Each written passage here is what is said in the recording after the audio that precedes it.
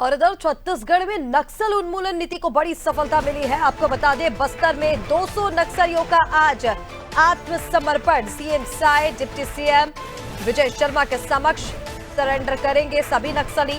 राज्य शासन नक्सल उन्मूलन नीति से प्रभावित होकर नक्सली आज सरेंडर करने वाले हैं, आत्मसमर्पण करने वाले हैं। मुख्यमंत्री विष्णुदेव साय, उप मुख्यमंत्री विजय शर्मा कार्यक्रम में मौजूद रहेंगे, जिसमें 200 से ज्यादा नक्सलियों का आज आत्मसमर्पण है।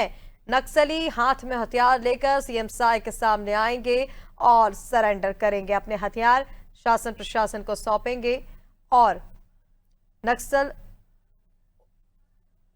उन्मूलन नीति से प्रभावित होकर मुख्य धारा से जुड़ेंगे। और चलिए, इसी पर ज्यादा अपडेट्स के लिए हमारे साथ संवाददाता पुष्पांजलि लगातार बनी हुई है। पुष्पांजलि, ये बड़ी सफलता है नक्सल उन्मूलन नीति की, जहां पर आज बड़ी संख्या में 200 से ज्यादा बताया जा रहा है कि नक्सली आज सरेंडर करने वाले हैं, अपने हथियार शासन प्रशासन को सौंपेंगे और मुख्य धारा से जुड़ेंगे। जी बिल्कुल ऋषिका, मैं आपको बता दूं कि छत्तीसगढ़ के लिए ये बहुत अहम और बहुत बड़ी खुशखबरी का समय है, क्योंकि लगातार जो जवान है वो नक्सलियों को मुठभेड़ में मार गिरा रहे हैं, या तो कई नक्सली जो है गिरफ्तार हो रहे हैं, और अब बड़ी संख्या में जो है कई नक्सली जो है वो मुख्य धारा में यानी कि वापसी करने की तैयारी में है, वो सरेंडर करने की तैयारी में है। कल भी हमने देखा था कि 100 से ज्यादा नक्सली जो हैं, प्रवक्ता रूपेश जो कि मुख्य नक्सली में से एक हैं, वो उनके साथ 100 लोगों ने आत्मसमर्पण किया, जिसके बाद आज जो है एक बड़ी संख्या में यानी कि 200 लोग जो यानी कि 200 नक्सली हैं वो आत्मसमर्पण करने वाले हैं। और खास बात यह है कि इस आत्मसमर्पण में जो मुख्यमंत्री विष्णुदेव साय हैं और उप मुख्यमंत्री विजय शर्मा है, वो दोनों ही शामिल होने वाले हैं। उनके समक्ष जो है 200 नक्सली जो है वो आज आत्मसमर्पण करने वाले हैं। तो कहीं ना कहीं छत्तीसगढ़ के जवानों के लिए एक बड़ी उपलब्धि है, क्योंकि सरकार लगातार नक्सल उन्मूलन की बात कर रही है। जो नक्सलियों के लिए जो एक फायदा लाया गया है उन्मूलन के तहत, नीति के तहत, तो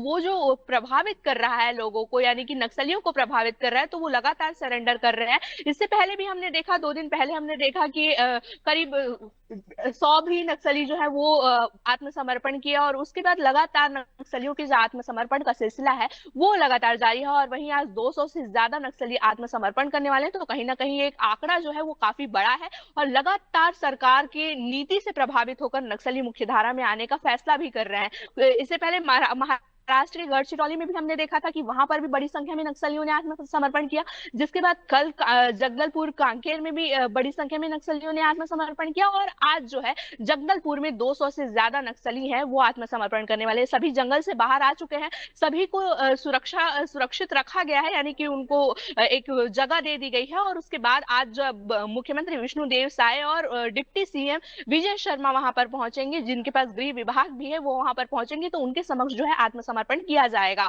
और साथ ही जो इनमें कई ऐसे भी नक्सली शामिल हैं जिनमें 1-1 करोड़ रुपए का जो है इनाम घोषित था। कल भी हमने देखा जो रुपेश है उसमें 1.5 करोड़ रुपए का इनाम घोषित था, और जो रुपेश उसे नक्सलियों का प्रवक्ता भी कहा जाता है। तो कहीं ना कहीं एक बहुत अच्छी खबर है छत्तीसगढ़ के लिए, क्योंकि लगातार सरकार कह रही है, जब से भाजपा की सरकार बनी है, भाजपा की सरकार को बने करीब 2 साल हो चुके हैं, और इन 2 सालों में लगातार सरकार नक्सलियों के खिलाफ लड़ाई लड़ रही है। जवान भी मुस्तैदी से लड़ाई लड़ रहे हैं, जिसके बाद ये जो नक्सली हैं अब सरेंडर कर रहे हैं और लगातार मुख्य धारा में वापस लौट रहे हैं। क्योंकि केंद्रीय गृह मंत्री लगातार वो उनका दौरा होता रहता है, वो हमेशा ये बात कहते हैं कि मार्च 2026 तक छत्तीसगढ़ और पूरे देश में नक्सलवाद का जो खात्मा है वो पूरी तरह से हो जाएगा। तो कहीं ना कहीं इसी दिशा में जो है छत्तीसगढ़ की सरकार भी काम कर रही है, और लगातार नक्सलियों को अच्छी नीति देकर यानी कि अच्छा फायदा देकर उनका जो सरेंडर है वो करवाया जा रहा है।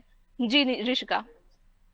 बिल्कुल पुष्पांजलि, तमाम जानकारी के लिए बहुत शुक्रिया आपका। तो आपको बता दें, नक्सल उन्मूलन नीति को लगातार सफलता मिल रही है, और आज इस सफलता का वो नजारा भी देखने को मिलेगा जब 200 से ज्यादा नक्सली आज मुख्यमंत्री विष्णुदेव साय के सामने आत्मसमर्पण करेंगे।